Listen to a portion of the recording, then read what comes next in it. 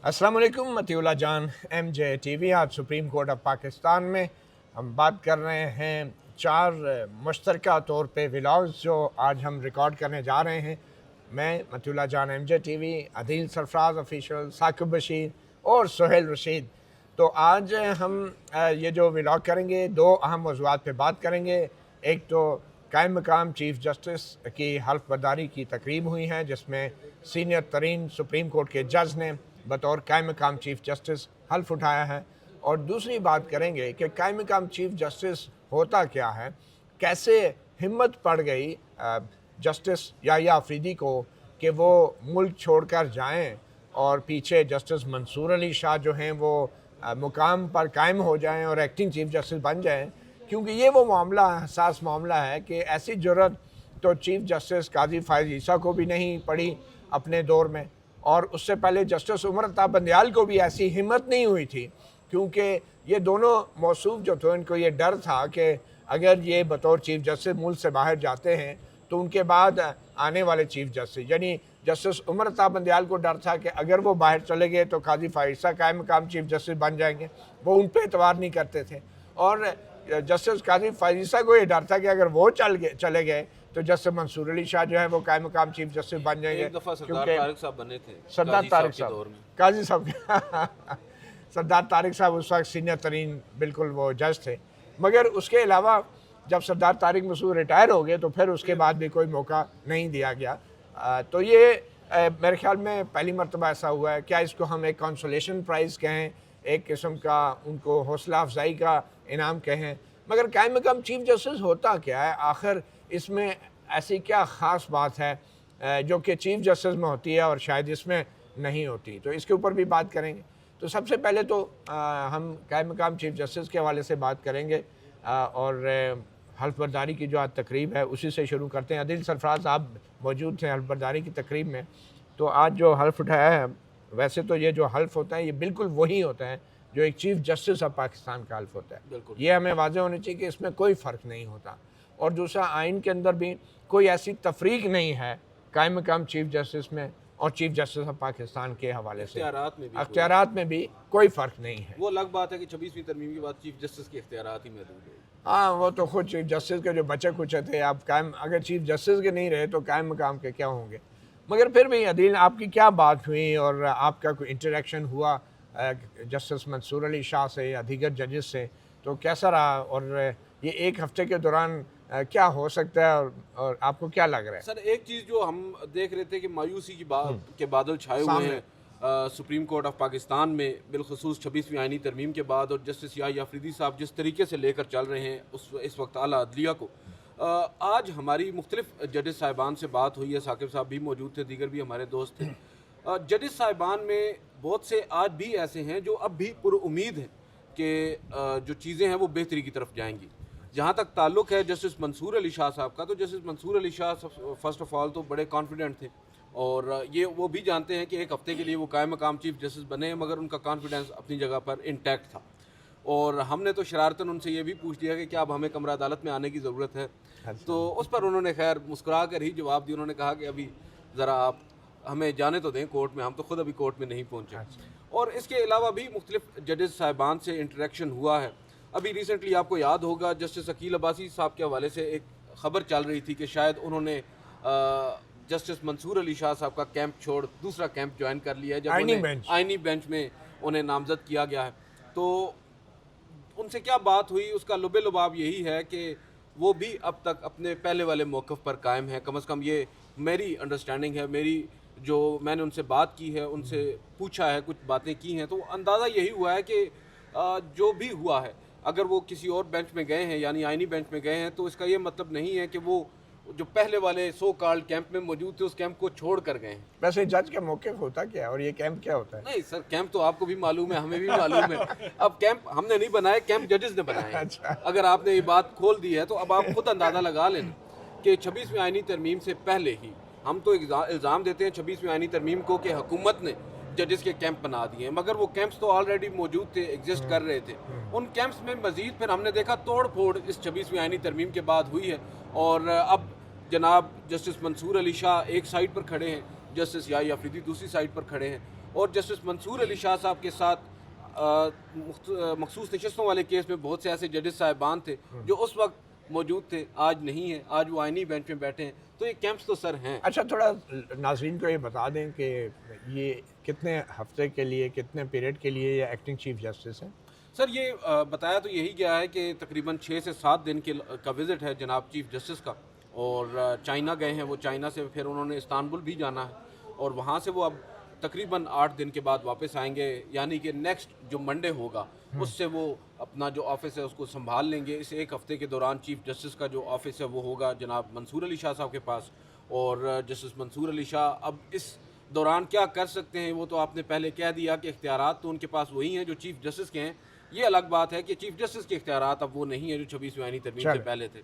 چلیں، ویسے یہ حیرانی کی بات ہے کہ پاکستان ایک پارلیمانی ڈیموکریسی ہے، یہاں پہ جمہوریت ہے، اور ہمارے چیف جسٹس نے حلف اٹھایا ہوا ہے آئین پاکستان کے دفاع کا، اور یہ ایک بنیادی جو ڈھانچہ ہے جس کو بیسک سٹرکچر کہتے ہیں، اس میں بھی پارلیمانی نظام حکومت بڑی اہمیت کا حامل ہے. تو ہمارے چیف جسٹس اور ججوں کا کیا کام ہے؟ وہ چائنا جا رہے ہیں. پہلے جسٹس جمال خان مندوخیل بھاگے بھاگے گئے تھے، اور پتہ نہیں کیا چائنا سے کون سے چائنیز نہیں وہ ہے.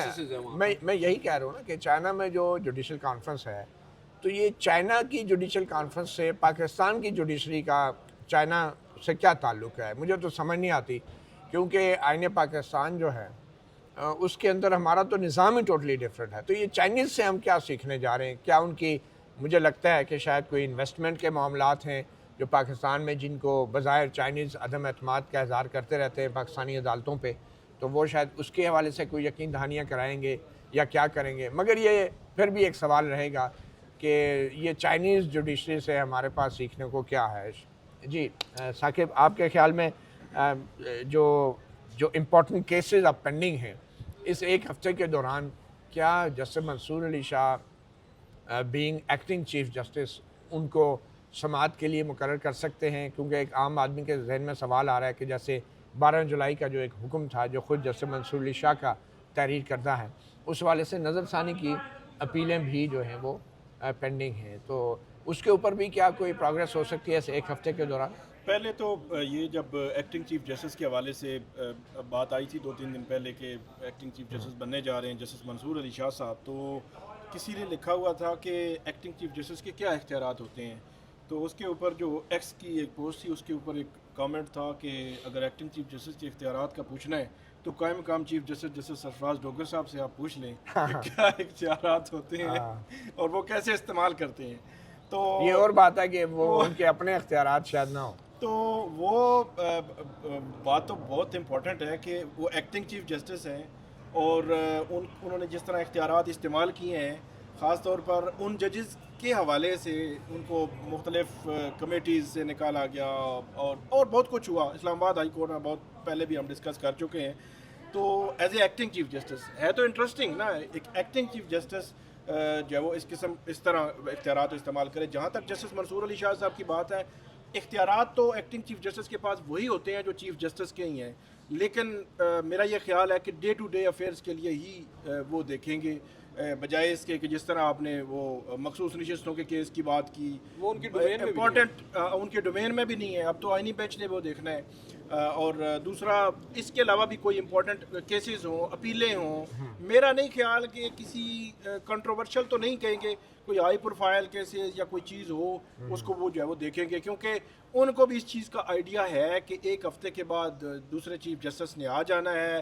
پھر فل کوٹ وہ آلریڈی کر چکے ہیں. اس کے علاوہ بھی بہت ساری چیزیں وہ کر کے گئے ہیں، جو کاز لسٹ تھی مطلب، اور امپورٹنٹ کیسز ابھی جو 9 مئی کے کیسز تھے جو پچھلے ہفتے آگے بینچ میں آئے ہیں، وہ انہوں نے پہلے ہی وہ ہاشم کاکڑ صاحب کے بینچ میں جب وہ چلے گئے ہیں، جن کی سماعتیں کل اور پرسوں ہونی ہیں. امپورٹنٹ کیسز ہیں اگر ان کی بات کی جائے تو میرا نہیں خیال کہ کوئی ایسی بڑی تبدیلی کو ہو یا آنے کا امکان ہو. جہاں تک آج کی جو حلف برداری کی تقریب ہے اس کے حوالے سے جو بات ہوئی تھی وہ بڑی اہم اس لیے ہے کہ جو سوالات ہوتے ہیں ججز سے وہ وہی ہیں کہ جوڈیشری کا کردار 26ویں آئینی ترمیم یا اس کے بعد جو بدلتے حالات ہیں.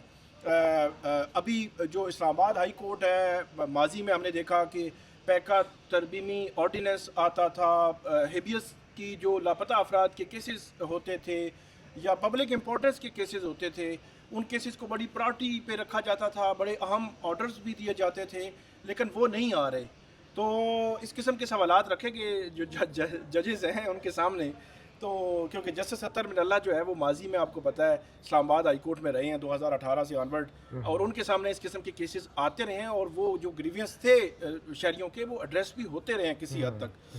تو بس وہ امید جو ہے وہ کہتے ہیں کہ بس امید کا دامن جو ہے وہ نہیں چھوڑنا چاہیے، وگرنہ جو ہے وہ پورا سسٹم ویسے تو کولیپس تو کہیں نہ کہیں ہو ہی چکا ہے، لیکن وگرنہ پورا سسٹم ہی کولیپس ہو جائے گا کہ آپ کہیں کہ اب جو ہے وہ نا امیدی ہی نا امیدی ہے کہ کچھ نہیں ہوگا. اگرچہ جس طرح حالات چل رہے ہیں، اب ٹرانسفر ججز والے معاملات آپ نے دیکھ لیے 26ویں ترمیم کے بعد، کہ جس طرح چیزیں جس سمت میں جا رہی ہیں کہ اب تو جو ایک آئین نے جو بولنے کی آزادی دی ہے، لکھنے کی آزادی دی ہے، ہم ولاگ کرتے ہیں اور بہت سارے کام کرتے ہیں، اس کی ایک پروٹیکشن تھی جو آئینی عدالتیں ہیں ان کی صورت میں.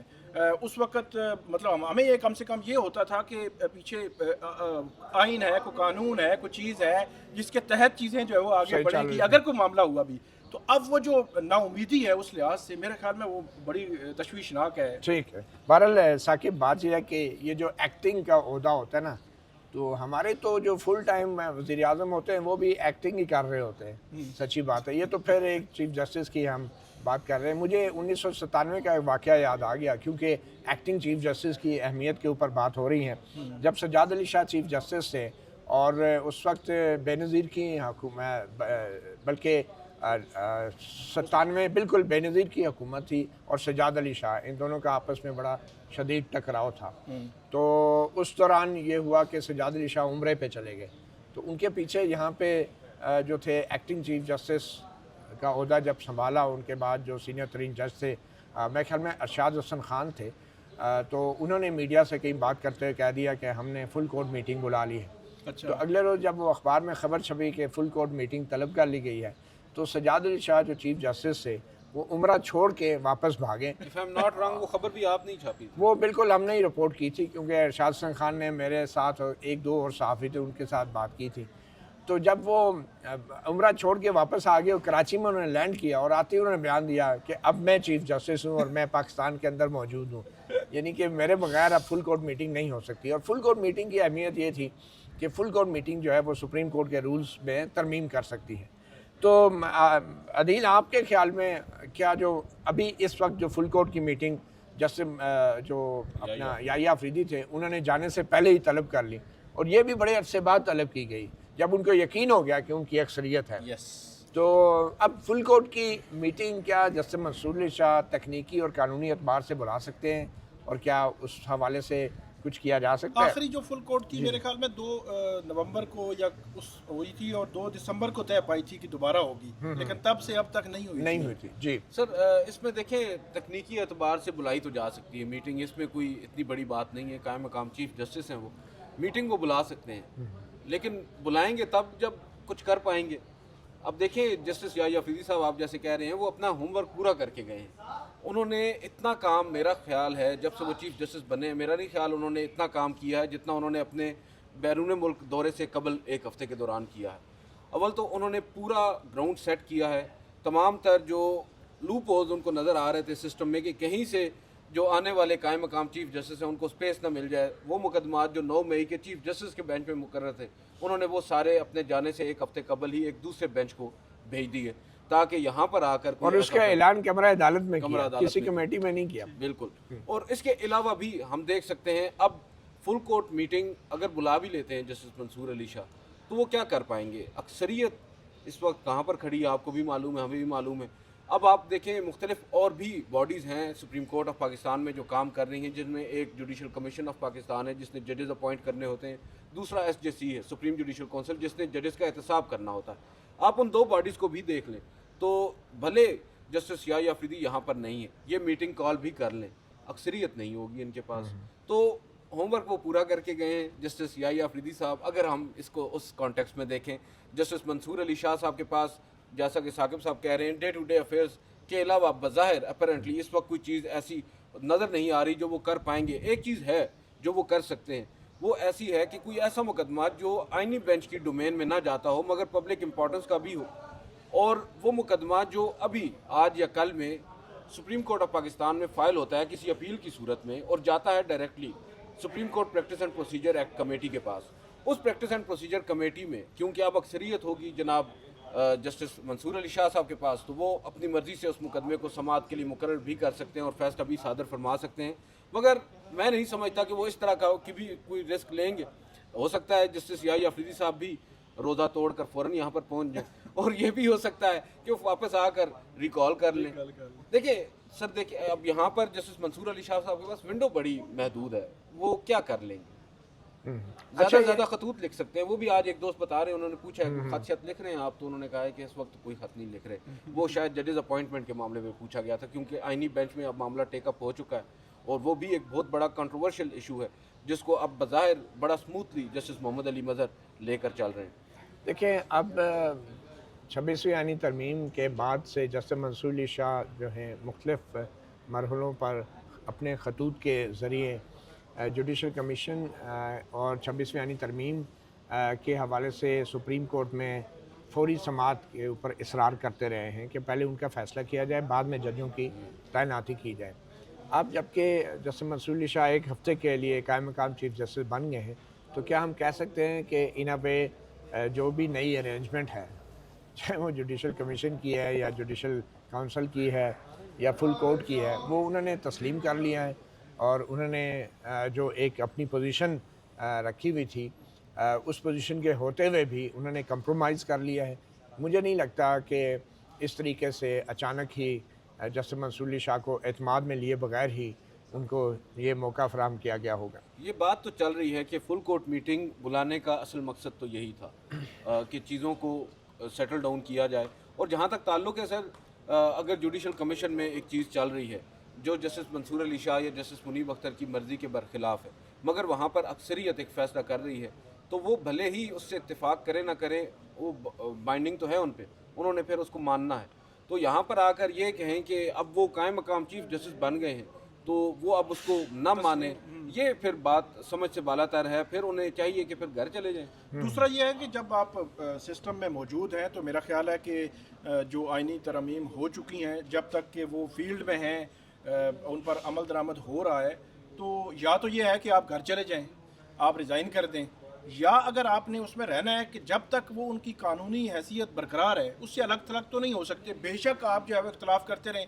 جو بات کی عدیل سرفراز انہوں نے کہ ابھی علی باقر نجفی صاحب جو آئے ہیں یہاں پہ جج لاہور ہائی کورٹ کے، تو اس میں سپریم کورٹ کے 4 جو ججز تھے چیف جسٹس سمیت، تو 4 ججز نے اختلاف کیا، وہ انہوں نے ان کے حق میں ووٹ نہیں دیا، لیکن جو نان ججز لوگ تھے یا پولیٹیکل لوگ تھے میکسیمم انکلوڈنگ جسٹس امین، انہوں نے کہا نہیں جی نہیں، آپ کی رائے ٹھیک نہیں ہے، ہماری رائے کیونکہ اکثریت ہے تو اکثریت کو ماننا پڑے گا۔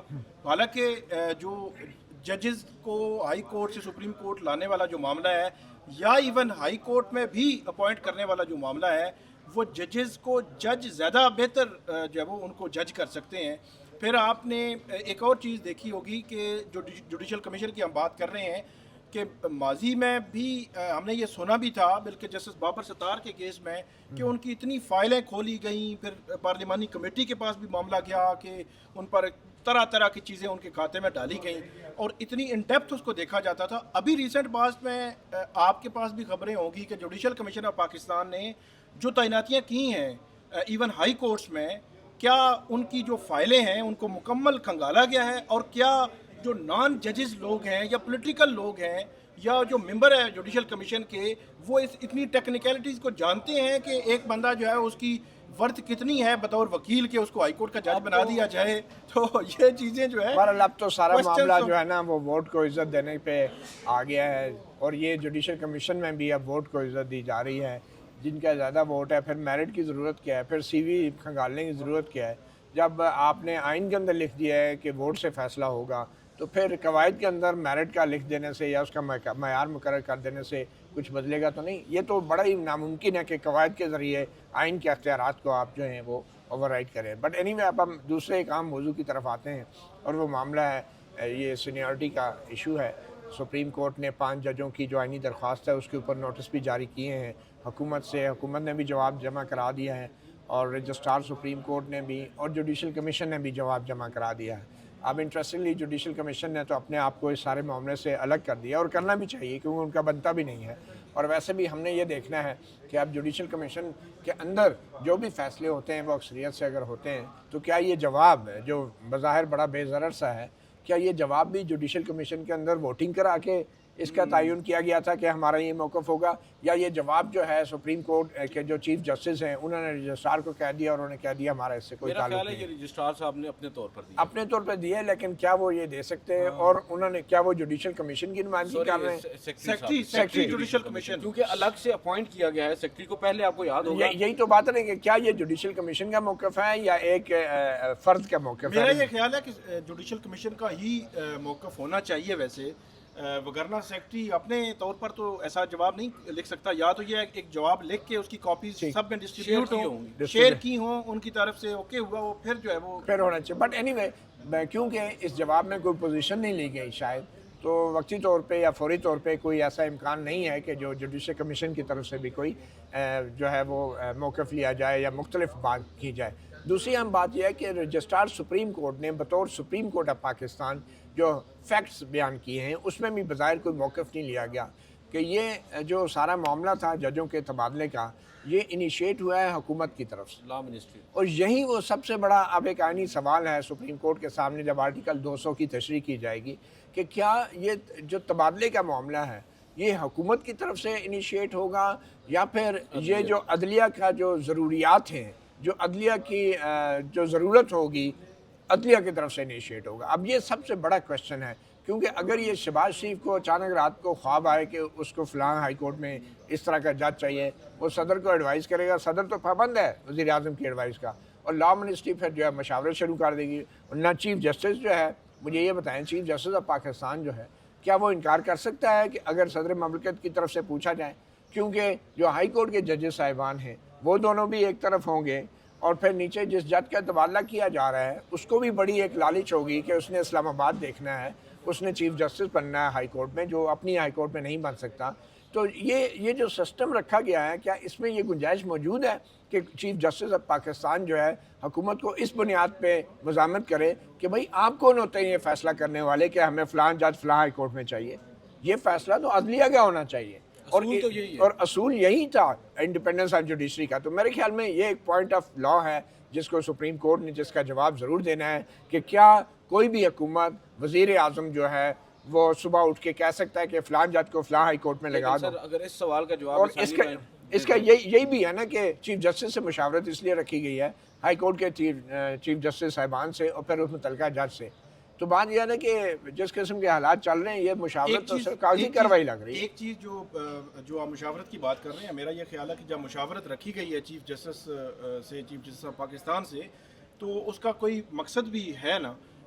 چیف جسٹس آف پاکستان نے کس بنیاد پر یہ کہہ دیا کہ ہاں جی آپ لے کر آئیں؟ جب 20 جنوری کو یہیں پہ جوڈیشل کمیشن آف پاکستان کا اجلاس ہوتا ہے, اس میں تقریباً 4 میرے خیال میں ہائی کورٹ, اسلام آباد ہائی کورٹ کے لیے 4 ججز کے لیے وہاں پہ بلائے گئے تھے, نامینیشنز لی گئی تھیں. تقریباً 20-22 یا اس سے زیادہ جو لوگوں کی نامینیشنز موجود تھیں. جوڈیشل کمیشن کا اجلاس 20 کو ہوتا ہے.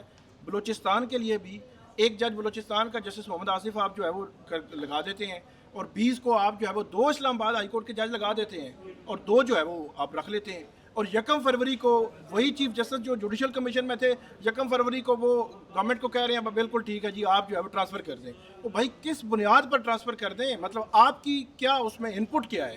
مسئلہ ہے نا, آپ کی کیا ان پٹ ہے؟ پھر کیا چیف جسٹس آف پاکستان ہر معاملے میں حکومت سے جو ہے وہ ایگری کرتے جائیں گے؟ کیا انہوں نے نہیں دیکھنا, انہوں نے نہیں پوچھنا کہ میری ایک لاہور ہائی کورٹ ہے پنجاب میں اور ملک کی سب سے بڑی ہائی کورٹ, اس کے آپ نے 14 یا 13 ججز کو آپ نے ریجیکٹ کر دیا, 15ویں نمبر کے جج کو آپ لے کر آگے. بالکل, اس کی کیا وجہ ہے؟ دیکھیں نا, حکومت اپنی بروٹ میجارٹی سے جوڈیشل کمیشن کے اندر چیف جسٹس آف پاکستان کو بھی پنش کر سکتی ہے.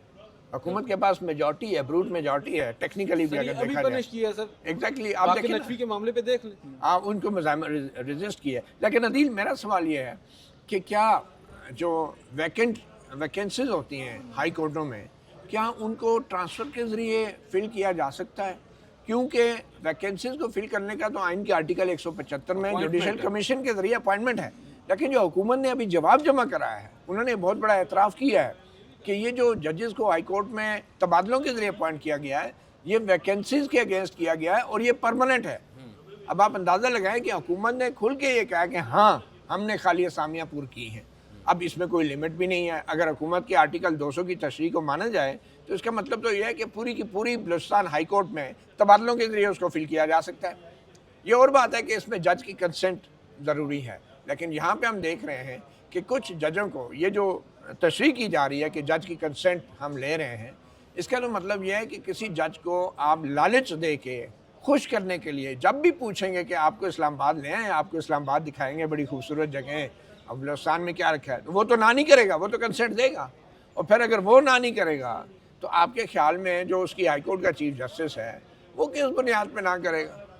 جو دوسری ہائی کورٹ کا چیف جسٹس ہے جہاں پہ اس کو بھیجا جا رہا ہے وہ کس بنیاد پہ نہ کرے گا؟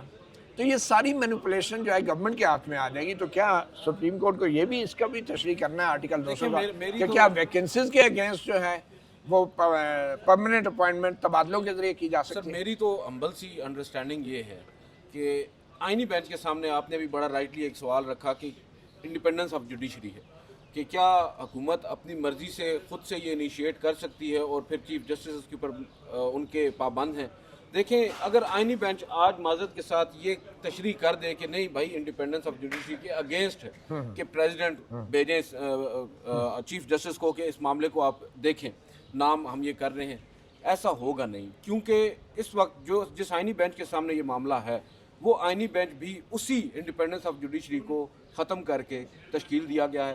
یہ آئینی بینچ جس میں اس وقت ہیڈ کر رہے ہیں جسٹس محمد علی مظہر، معذرت کے ساتھ اس وقت اگر 2 یا 3 سال کے بعد چیف جسٹس کی دوڑ میں وہ آئیں گے تو وہ اسی انڈیپینڈنس آف جوڈیشری کو ختم کرنے کے بعد آئیں گے۔ اگر آج وہ اسی انڈیپینڈنس آف جوڈیشری کو بحال کرنے کی بات کرتے ہیں تو وہ پھر بڑا مشکل اور ناممکن نظر آتا ہے۔ نہیں ہو سکتا ہے، وہ جج ہیں، بطور جج انہوں نے حلف اٹھایا ہے، اس حلف کی پاسداری جو ہے وہ کریں۔ ان کے ساتھ ساتھی ججز جو آئے ہیں ہائی کورٹ سے آئے ہیں ابھی وہ چیف جسٹس تھے، تو ایک پاسبلٹی تو میرے خیال میں ہمیں رکھنی چاہیے۔